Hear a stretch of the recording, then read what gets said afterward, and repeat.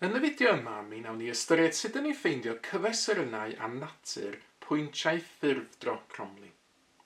Nawr i gychwyn, gadewch i ni ystyried y graff yma yn fan hyn. Mae yna ddipyn o bethau'n cymryd lle ar y graff yma. Yn gyntaf, gadewch i ni ganolbwyntio ar y gromlin biws sydd yn fan hyn. Nawr y gromlin biws yma ydy'r gromlin ar gyfer y ffwythiant x di cwbio tynnu 10.5 x di sgwario a 30x tynnu 8. A mae'r gromlin yn cynyddu i gychwyn cyn cyrraedd pwynt maximum lleol yn fan hyn, yn lleihau wedyn i gyrraedd pwynt minimum lleol ac yna'n cynyddu eto. Nawr, os ydyn ni'n differu y ffwythiant yma, dyn ni'n cael y graddiant, sef dy by dx, yn yr achos yma, 3x di sgwario tynnu 21x a 30. A dyna mae'r gromlin wyrdd yma yn ei ddangos ar y graff. Os dyn ni'n differu eto, os ydyn ni'n differu dy by dx, dyn ni'n cael yr ail ddeilliad, sef d sgwed y by dx sgwed, yn yr achos yma 6x tynnu 21. A dyna mae'r linell felyn yn ei ddangos ar y graff. Na mae'r fideo yma'n sôn amdan sut i ddarganfod pwyntiau ffurfdro cromlin. Nawr ystyr pwynt ffurfdro ydy hyn.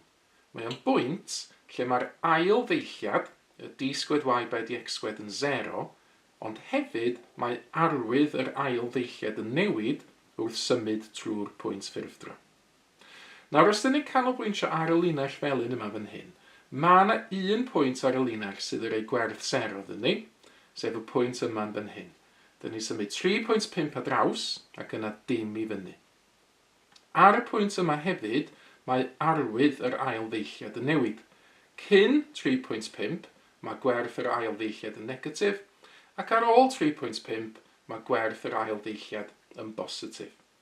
Felly eto, dyna di ystyr pwynt ffurfdro, pwynt lle mae'r ail ddeilliad yn 0, a mae arwydd yr ail ddeilliad yn newid wrth i ni symud trwy'r pwynt ffurfdro. Felly, dyn ni'n gwybod fod 3.5 ar gyfer x yn bwynt ffurfdro. Felly, os dyn ni'n sbio ar y gromlin wreiddiol yn awr, mae yna bwynt ffurfdro yn fan hyn. Mae o'n 3.5 a draws, a mae o'n 11 y chwarter i fyny. Ond beth ydy ystyr y pwynt ffurfdro o ran meddwl sut mae siâp y gromlin yn newid? Wel, cyn 3.5, dyn ni'n deud fod y gromlin yma hefo siâp be dyn ni'n alw yn ceugrwm. Dyna ydy'r gair Cymraeg y gyfer o. Yn Saesneg, os fo'n cael ei alw'n concave. Felly, cyn 3.5, mae gennym ni siâp ceugrwm. Nawr, be mae hynna feddwl ydy, os dyn ni'n meddwl amdan y tangiad i'r gromlin, ac yna estyn premesur allan i ddangos y tangiad, os dwi'n meddwl amdan y tangiad y gromlin cyn 3.5, a ni symud y premesur yma i ddangos sut mae'r tangiad yn newid, dyn ni'n sylwi fan hyn fod y tangiad bob tro yn ymddangos uwch ben y gromlin. Felly, dyna sydd yn gwneud y gromlin yn ceugrwm ar yr adeg yma. Mae'r tangiad wastad yn ymddangos uwch ben y gromlin. Ar ôl 3.5, mae gennym ni y gromlin sydd yn amgrwm. Yn Saesneg, y gair fysa convex. Ac ar ôl 3.5, os dwi'n gwneud tangiad, byddai'r tangiad yn ymddangos o dan y gromlin. Felly, dyna sydd yn gwneud cromlin yn un amgrwm, neu convex yn Saesneg. Hefyd, os ydyn ni'n sbio ar arwydd yr ail ddeilliad, sef y linell felyn yn fan hyn, yn yr adran ceugrwm, mae'r ail ddeilliad yn negatif, felly dwi'n gallu sgwennu fod d sgwed y by dx sgwed yn llai na 0. A wedyn, yn yr adran amgrwm yn fan hyn, y darn yma, dyn ni'n gweld bod gwerth yr ail ddeilliad yn positif. Felly mae d sgwed y by dx sgwed yn fwy na 0 yn yr achos yma. Hefyd, y ffordd ddau'n gofio fo ydy, yn Saesneg, y gair ydy concave, ac os dyn ni'n meddwl am siâp ogof go iawn, siâp cef yn Saesneg, dyn ni'n gweld y siâp yma dydy fatha agoriad yr ogof. A dyna sydd gennym ni fel siâp y gromlin biws yn yr adran ceugrwm. Mae cef yn cychwyn efo c yn Saesneg, a mae ceugrwm yn cychwyn efo c yn Gymraeg. Felly ceugrwm, c am cef, siâp ogof go iawn, Ac felly y darn amgrwm ydy fatha'r siap llythyren I sydd yn mynd i'r cyfeiriad dirgrys.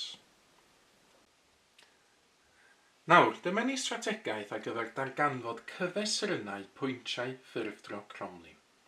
I gychwyn, dyn ni angen datrys yr ail ddeilliad yn 0 i ddarganfod cyfesurynnau x pwyntiau ffurfdro posibl. A mae'r gair posibl yn bwysig yn fan hyn, oherwydd dydy pob un pwynt ble mae d sgwed y by dx sgwed yn 0 ddim yn rhoi pwynt ffurfdro iddyn ni. Felly ar gyfer pob un o'r cyfesurynnau x posibl mae fan hyn, dyn ni angen gwirio i weld os ydy arwydd yr ail ddeilliad yn newid bob ochr i'r cyfesuryn x. Os ydy hyn yn wir, dyn ni wedi ffeindio pwynt ffurfdro, ond os ydy ddim yn wir, yna mae gennym ni math arall o bwynt, sy'n gallu bod yn bwynt maximum lleol neu yn bwynt minimum lleol. Ac yna, ar gyfer bob un o'r pwyntiau ffurfdro dyn ni wedi darganfod, dyn ni yn olaf yn amnewid i mewn, yn ôl i mewn i'r ffwythiant gwreiddiol er mwyn darganfod y cyfesuryn llawn, mae gennym ni wedyn yr ail ran o'r cyfesuryn, y cyfesuryn i fynd hefo fo. Nawr i weld sut mae hyn yn gweithio mewn enghraifft go iawn, gadewch i ni ystyried eto be dyn ni newydd weld dros y munudau dwythaf. Y gromlin biws fan fan hyn, sydd efo'r ffwythiant x di cwbio tynnu 10.5 x di swario a 30x tynnu 8. A gadewch i ni heb help y graff yn awr ffeindio'r pwyntiau ffurfdro ar gyfer y ffwythiant yma. Felly, ond dwi'n dweud x di cwbio tynnu 10.5 x di swario a dio 30x tynnu 8. Beth yw'r pwyntiau ffurfdro ar gyfer y ffwythiant yma? Wel, yn dilyn y pwyntiau bwled yn fan hyn yn awr, peth cyntaf dyn ni angen gwneud ydy datrys yr ail ddeilliad yn 0, sy'n golygu wrth gwrs fod ni angen ffeindio'r ail ddeilliad yn gyntaf. Differu un waith, dyn ni'n cael dy by dx, mae x di cwbio yn differu i reid 3x di sgwario, ac yna negatif 10.5 sy'n neud yn iawn, lle os i 2 negatif 21, x di sgwario lawr i x, 30x yn differu i reid 30, negatif 8 yn differu i reid dim byd. Dyna fo'r deilliad cyntaf, yr ail un wedyn, differu eto. 3 lle os i 2 yn 6, x di sgwario lawr i x, negatif 21x yn differu i negatif 21, 30 yn differu i reid dim byd. Felly dyna ni'r ail ddeilliad, ac os dyn ni eisiau ffeindio pwyntiau ffurfdro, mae pwyntiau ffurfdro yn awgrymu bod yr ail ddeilliad, y d sgwed y by dx sgwed, yn 0. Yn yr achos yma felly, dyn ni eisiau datrys 6x tynnu 21 yn 0. Os dwi'n adio 21 i bob ochr, ac yna'n rhannu fo 6, mae gynnu fi cyfesuryn x posibl ar gyfer pwynt ffurfdro, felly sef 21 dros 6. Mae'r ddau rif yma'n tabl 3, os yw'n rhannu top o gwled efo 3, gai 7 dros 2, ac efallai sy'n ni'n hoffi sgwennu hwnna fel degolyn 3.5. Felly, dyma ni gyfesuryn x posibl ar gyfer pwynt ffurfdro.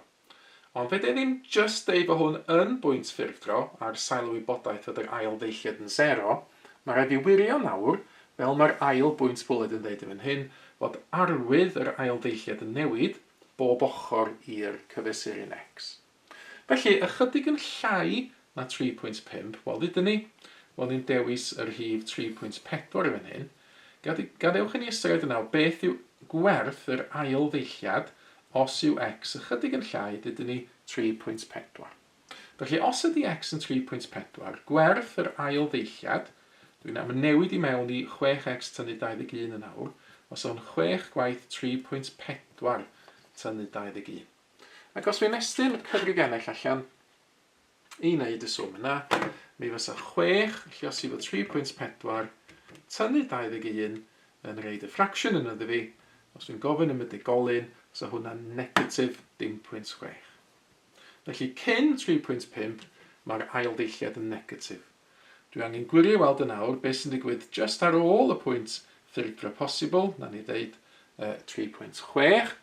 Os di x yn 3.6, gwerth yr ail ddeilliad tro hyn, byddai 6 gwaith 3.6 tynnu 21, ac eto os nestyn cyfrifiannau i weithio hwn allan, 6 gwaith 3.6 tynnu 21, tro yma yn rhaid 0.6 iddo fi.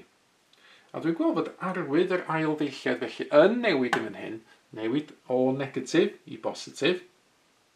Byddai sgwennu felly mae gwerth, neu sy'n nid yn iawn, mae arwydd d sgwed y by dx sgwed yn newid. Felly, mae pwynt ffurfdro